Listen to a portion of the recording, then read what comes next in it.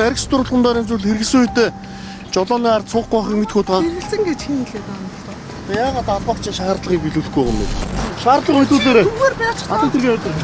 Аа юу хаана ч юм мэдчихэв үү? Юу ялтаач ч үү. Нааш Зүгээр Бүр шалгуултаа албаагч шалгуулахгүй. За энийг л тасан цогцохын тулд цагдаагийн албаагч нар халуун талж хүүтэнд хүрч удам зомд хялцлалт тавьж ажиллаж байна. Иргэдийнхээ амь нас аюулгүй байдлын төлөө ажиллаж байгаа. Хамгийн гол нь энэ жолооч нар ойлгохгүй, хумсарлахгүй байна. Яагаад намайг ингэж байгаа юм бэ л гэж.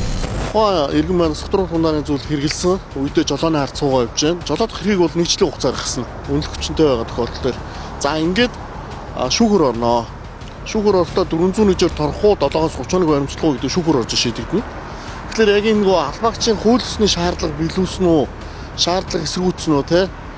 Эдгээр зүйлүүд ч бас яг энэ зөрчлийн иргэдээр бас нэмэлтээр бас хавцаргатай явдаг. Тэгэхээр иргэд маань яг одоо зөрчил гаргасан үедээ цагдаагийн албаагчийн тавьсан хууль ёсны шаардлагыг эсэргүүцэх, за албаагчийн биед халдах, за шалгуулсаас одоо татгалзах зайлсхийх ингээд маш олон зөрчлүүдийг гаргаад байна. За энэ оны эхний 11 сарын байдлаар Согтуугаар тэрслэлтсэн 31905 жлочийг цагдаагийн албаагч нар илрүүл тасан цогцоосон. Аливаа тэмдэглэлт баярын арга хэмжээ рүү орсон ч гэсэн аргис дурлахын зүйл хэрэгсэн үедээ жолооны ард битээ суугаач, такси өрөө явчихж байгаа ч, эсвэл дуудлагын жолооч дуудаж байгаа ч, эсвэл арга хэрэгсэн хүн дуудах.